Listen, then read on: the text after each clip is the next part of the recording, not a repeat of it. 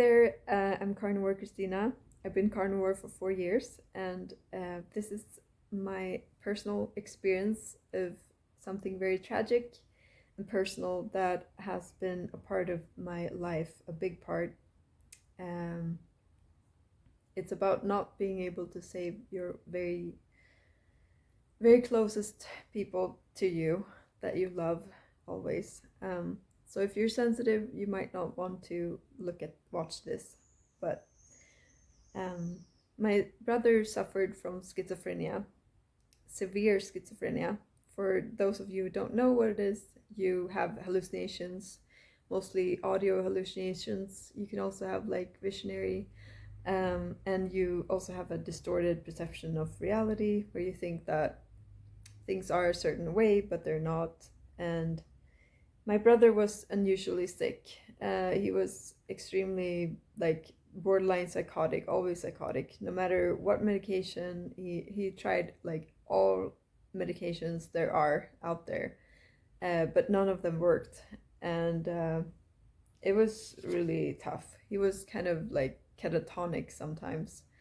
He would have a hard time going out from the bathroom or going to the bathroom or getting up from bed or whatever daily activity that you have to do.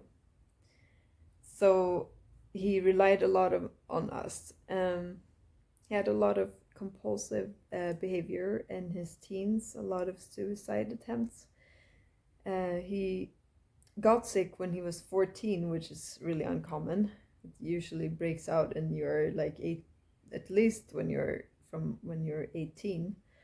Um, and he had like thoughts of like internet like forcing him through signals to do certain things, and or like that he had this demon inside of him that forced him to do things, and he was super religious just like me, so he also thought he wasn't worthy of going to heaven or that he wasn't good enough. But he would always thought of other people. Even my colleagues that have had him at their place thought so.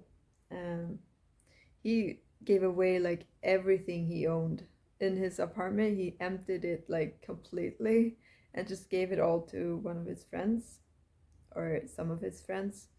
Uh, Also gave away like all of his clothes that were like Nike or like Champion clothes that were kind of expensive. He gave away his winter coat, the only coat that he had, and freezed instead of letting someone else freeze. He gave it to someone on the street. So yeah, and he was born gluten intolerant. And back in the days, you thought that gluten intolerance is something that you grow out of, that goes away, but it doesn't grow away. So uh, thank goodness that you know that today. Um, he also like got bullied every day, like kicked and hit every day by the guys. The girls really liked him. Um, so that's at least nice. He was a good looking guy. Um,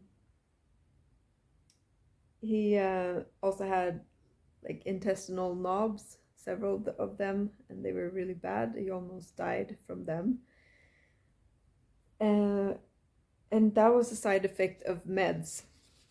Also had disturbed epiglottis. This part when you swallow, it didn't work, so things could end up in his lungs, which eventually killed him when he was 39. So he was really young, and he died from something that was actually a side effect from his medication that he had been taking for years, and that also destroyed his voice and his ability to breathe. And the doctors, they looked at him, they tested him for things, but they never found out until he was dead, because he had like this not very severe stomach illness, like throwing up because he had eaten something bad.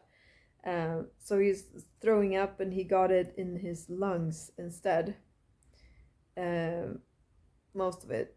And he died in the bathroom at our place. Couldn't get out. And I can't help but think about back when he was all so happy. He could be happy. He had those moments as well when he had this like joy, and he just like from wanting to be with other people. He wanted like a partner, for example, so bad. So he thought that I was his partner at one point or several points. Um, that we were married, and he had like packed his bag and was like, "Yeah, I'm coming to live with you, Christina. We were married. You proposed." And I'm like, No, no, I didn't. We're siblings. It doesn't work that way. You can't." Because that was so awkward. I mean, I love him, but it, having him at home felt like so weird when he thought that we'd be married. Um, but I also can't help what would have happened to think like what would have happened if he had been on the carnivore diet. But he didn't want to really give up the bread and the pizza and stuff because he really liked those things, even though he really liked meat. But I also think about the studies on like people not having gluten or dairy, and how it really affects like people with mental illness, with psychosis as well.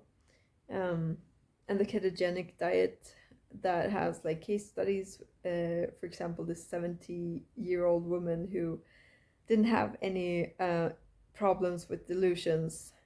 She's been like super sick her whole life, and then suddenly after, what was it, 8 days, she got like completely well.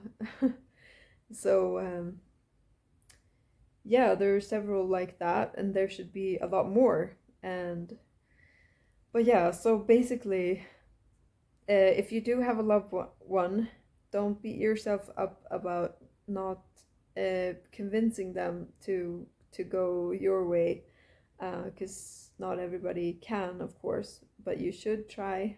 I think, because I think it's really worth trying to give up food in order to be healthy. It's just that not everybody knows that this is a good thing. So, but thanks for listening. I hope that if you do have people suffering from mental illness around you, just be brave and stay strong. Thanks. Bye.